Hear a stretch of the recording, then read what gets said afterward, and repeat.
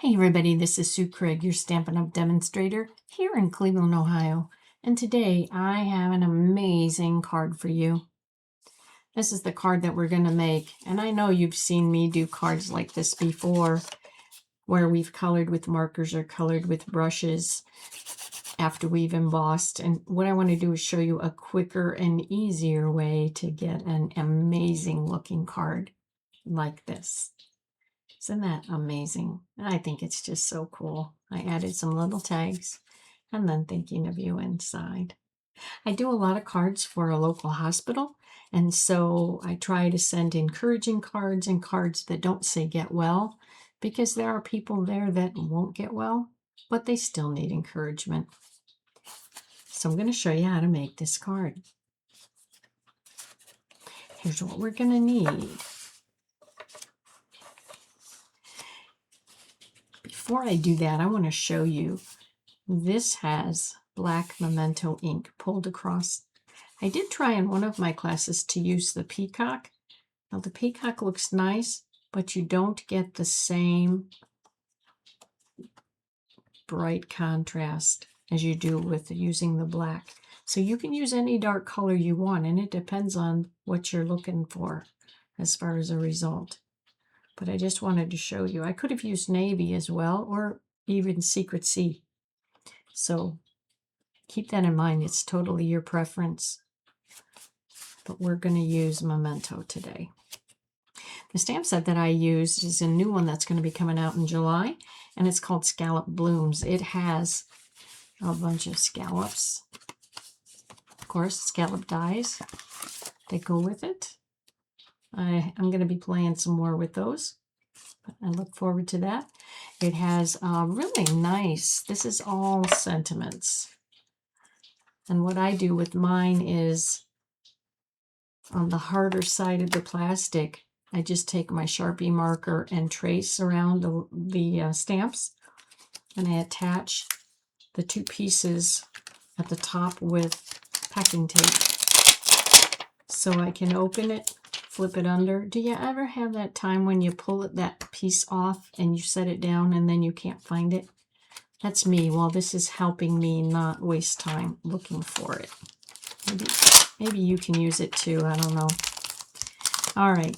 But anyway, the sentiments are just beautiful. Your kindness means so much. Wishing you a day of relaxation, happiness, and love. Of course, happy birthday. Thank you. You're a blessing to me. So many nice ones. Hugs. Have a good day. So like I said, this is going to be fantastic for my card ministry at the hospital. Let me show you what we're going to use, and then I'll show you how we get there. We're going to be using, to decorate, we're going to be using these beautiful butterflies, and they're in the in colors, the 2026-28 in color butterflies. And what I'm going to do is I'm going to use a color that is close to Pretty Peacock in the Copic line, and I'm going to color these with my alcohol marker, and I'm going to let it dry while we put the card together. Now, just to reiterate, I started stamping years and years ago, and a lot of years before Stampin' Up! Had any kind of alcohol marker.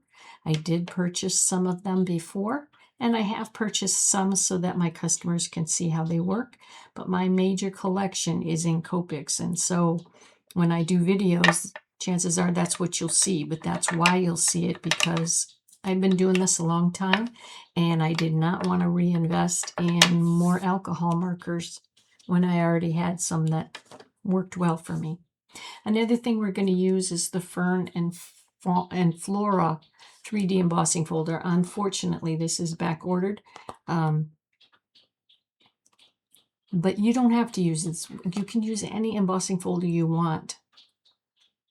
This one I used greens with because it's all ferns, so it may be a little different for you, but this technique will work with any of your 3D embossing folders. You can use regular embossing folders, but the 3D embossing folders give you a nicer effect because it will push in farther to get the impression. So let me show you how we're going to use this.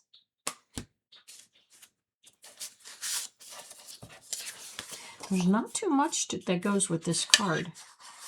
So what we have is our card base, which is 5.5 by 8.5. Scored it 4 1/4. Excuse me. I've used tags from the Scalloped blooms dies, so that's where these came from. I used old olive and peaceful pine. I also put ribbon. This is how I set it up for my class. Some of the ladies have difficulties with their hands, and so I put the ribbon through, and this is about a 4-inch ribbon because all we're doing is pulling it over itself.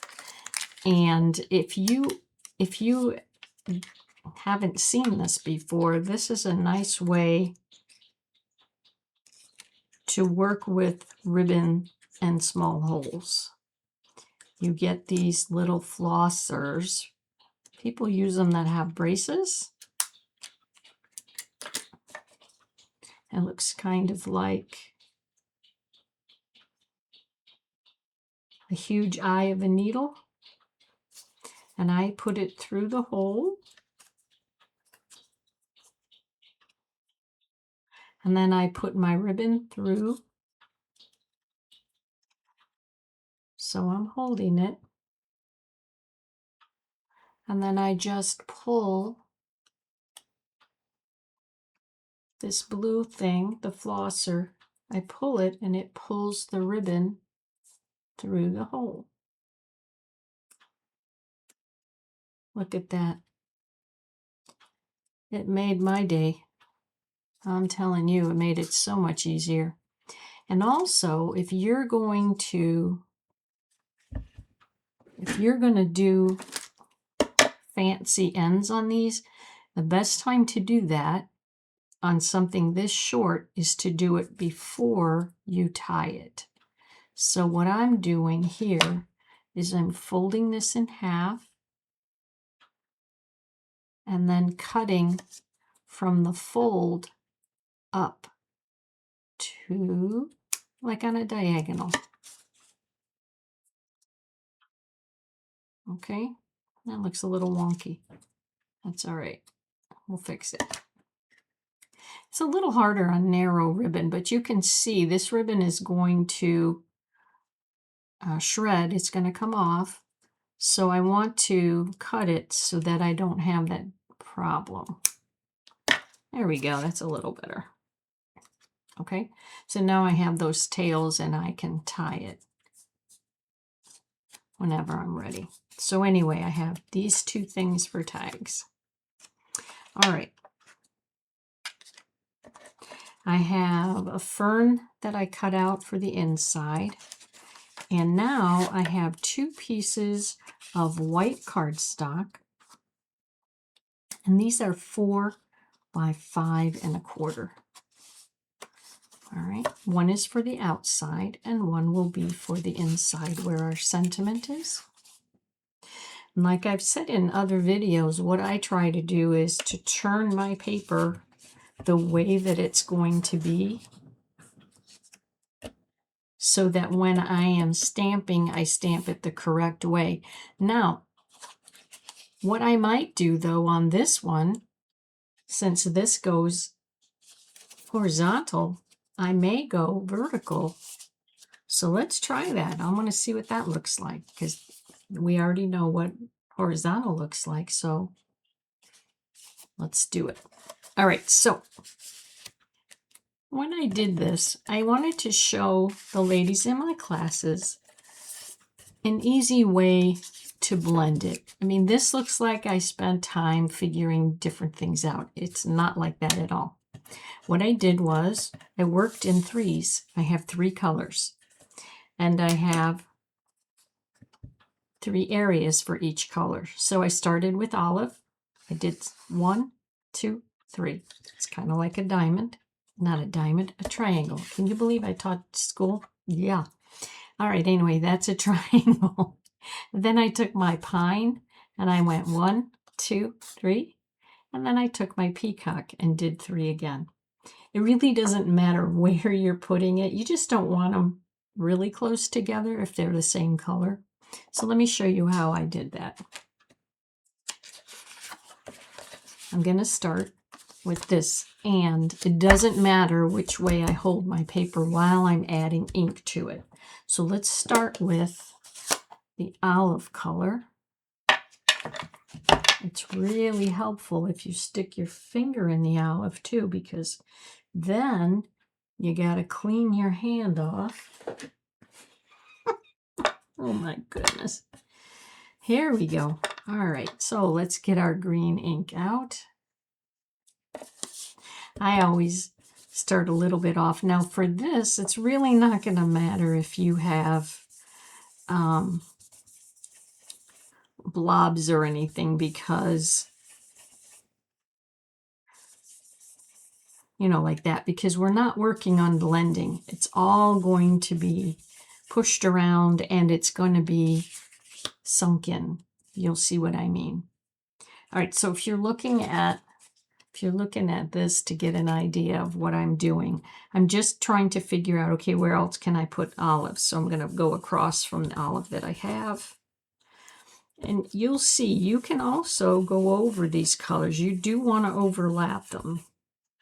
You can make this as light or as dark as you want. What was interesting in class was some of the ladies were getting very unusual looking images, and I think it was because they pushed down so hard with the brush. I can't get it to do it. All right, let's see. How about right here? I'm going to do another one. And like I said, you're going to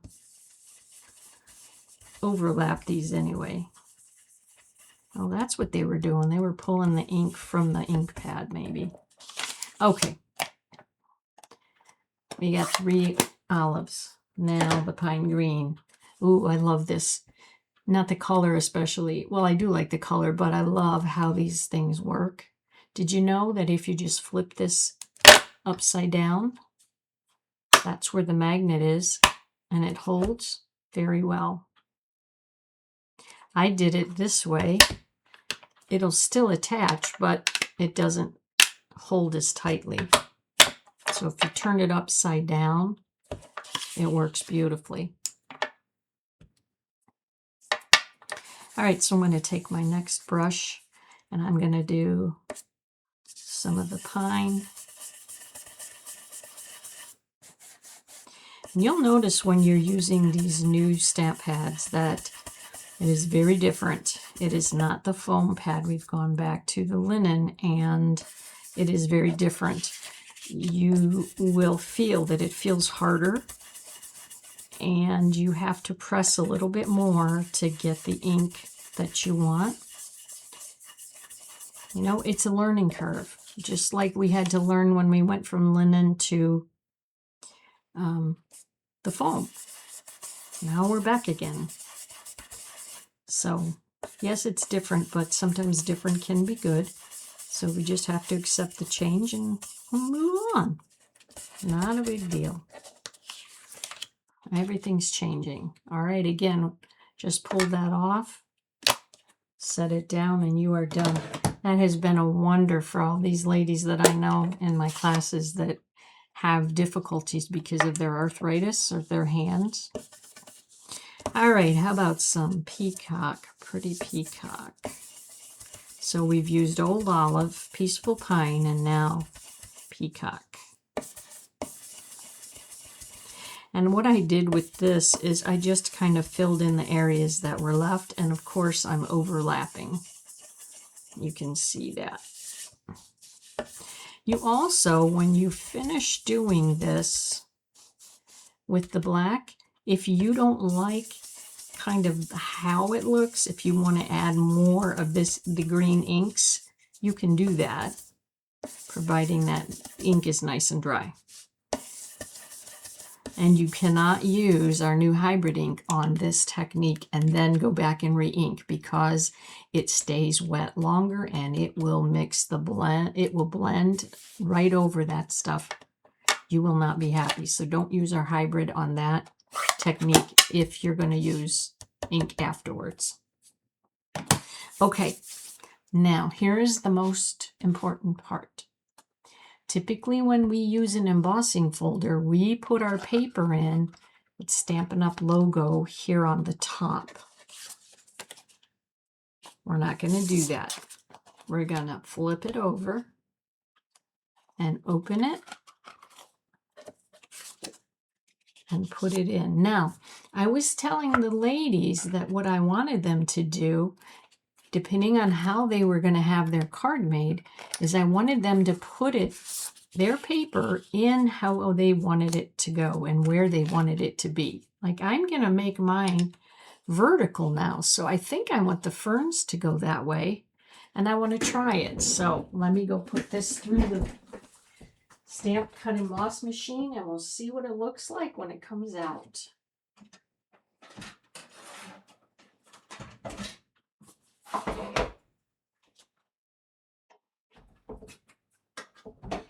We're going to put it in, obviously, we're going to put it in with the fold first.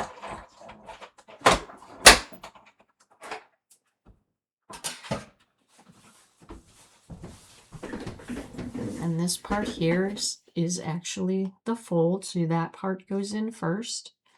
And we're going to lift it up. Voila! I know. Nothing special at all. It doesn't do anything for me either. It still looks like the same paper. This side actually looks a little better. Anyway, now what we're going to do is we're going to do the blackout technique. And that's what this is called, the blackout technique. We're going to take our black and we're going to pull it over the top. What I also tell my students is that you want to find something. It could be something you're using on your project, or it just could be a scrap piece of paper, a post-it note, something that you can use to put your hands on so that you're not getting ink all over your fingers once you turn this. So I'm going to I angle it up. You don't want to go flat like this. You want to push down a little. All right. And you're just going to pull it across. Look at the difference. Isn't that amazing? Here it looked like nothing at all. And I might have to re-ink my Memento pad because it looks like it's not got as much ink as it should. But let's try it. We'll see how far we get. Now I'm going to just put this here so I can continue to pull this across. You can go back over areas. You notice I went this way because when I do that, it's a shorter distance to pull the pad. That looks kind of fuzzy. Let's see if we can add some ink there. That looks kind of fuzzy too. Why does it look fuzzy? That's kind of strange. All right, here we go. Now, we'll take a look. That's how I wanted it to go. And look at how the colors blend together. I could not have done that just coloring it myself with markers. I couldn't have made it look natural like that. I think that's so pretty. Now, like I said, if you wanted to go over this, like I'm using Peacock, again, just in the areas where the peacock is. Okay, and you can see what it did. Here's the olive. Let's see what olive would look like.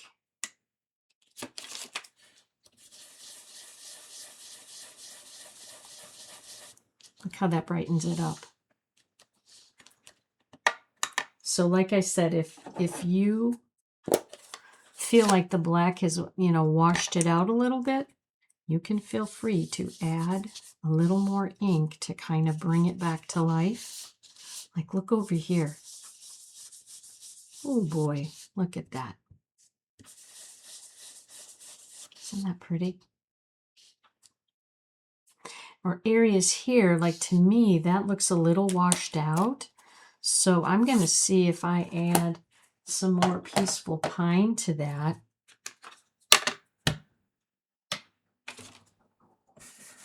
If that will change the look. Let's see. Wow. What a difference.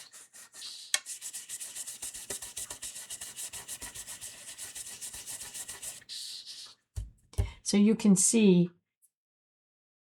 because I used the Memento, it was easy to go ahead and add some ink again and get a little bit darker result.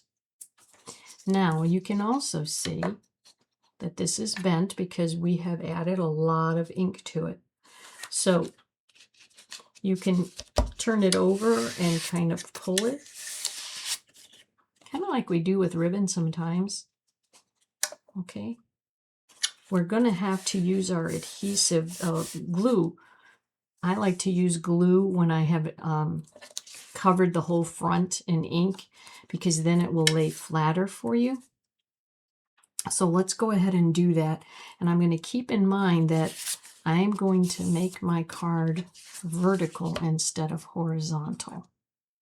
So let's take out our handy dandy glue. And yes, I know I still have to do the stamping, and we will do that. Okay, let's squeeze the middle here. We got it. All right. So this, I'm going to make sure that I have a little bit more glue, because I have more bumps and places where it's indented. So I want to make sure I get it covered, and I want to make sure that it's flat. So I'm going to hold this down, try to line it up.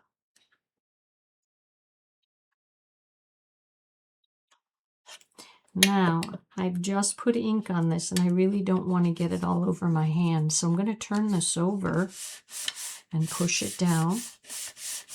That way, if anything gets inked, it's going to be my pad. Look at that. Oh, I love it. That's just beautiful. All right, we have stamping to do.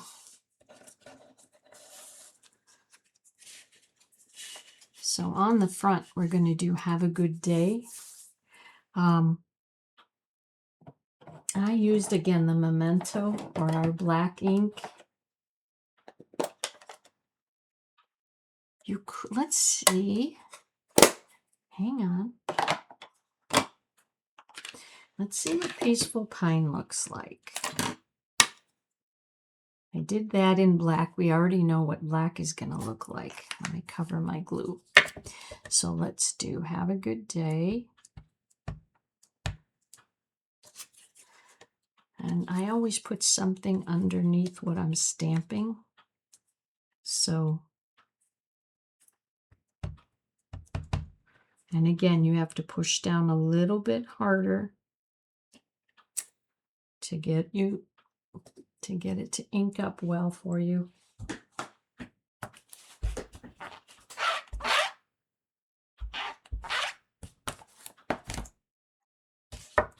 All right, and on the inside, I did Thinking of You.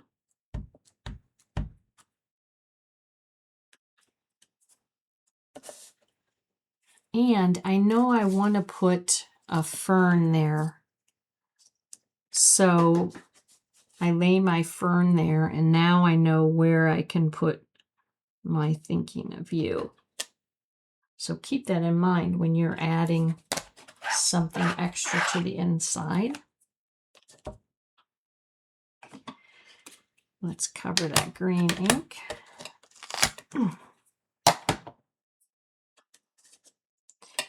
And let's add,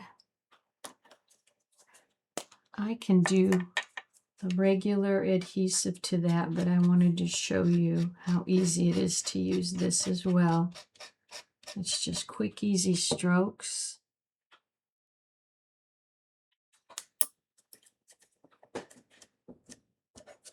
All right. And have a good day.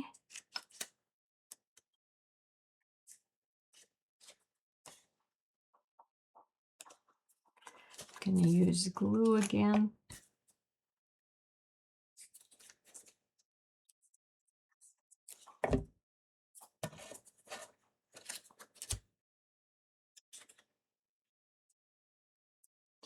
And let's add it to that. Slide it over a little bit.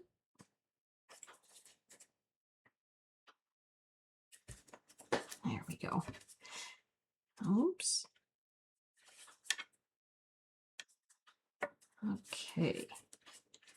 Again, I'm going to wait till the glue dries here, and then I will tie my knot. In fact, let's do this. We're going to let the glue dry, but I'm also going to add some dimensionals to the back and attach it to the card. And then it will be held in place to make it a little bit easier to tie.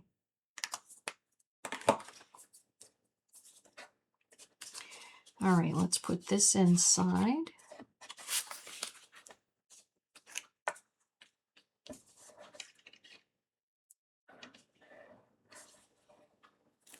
There we go.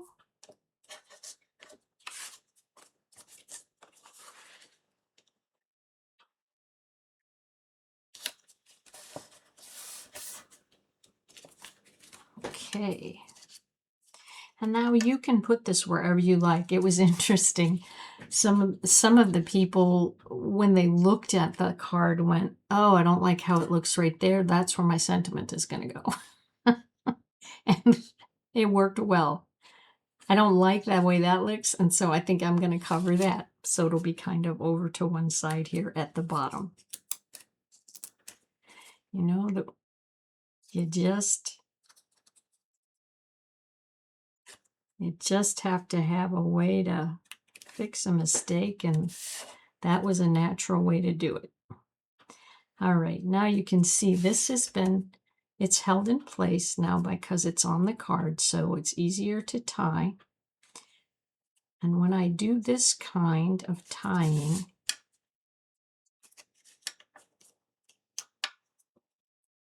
I pull it, and I want this to be flat, so I'm actually pushing on the ribbon here and pulling on the right. Now I'll put my finger down again, pull on the left, pull on the right.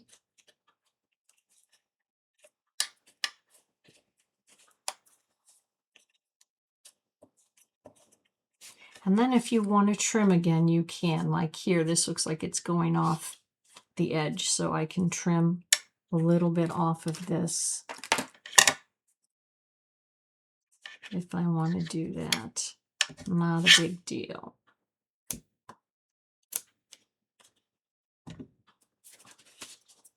Okay. Now let's take a look at those butterflies that we had.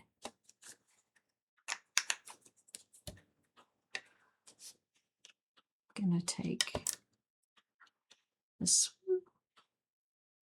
I'm going to put you right about here. I like to add embellishments on the card where I have put my sentiment. Well, I guess that's a way to do it too. My finger will do it. All right, and then I'm going to take this last one. Can you see now? Let me show you. I didn't show you before.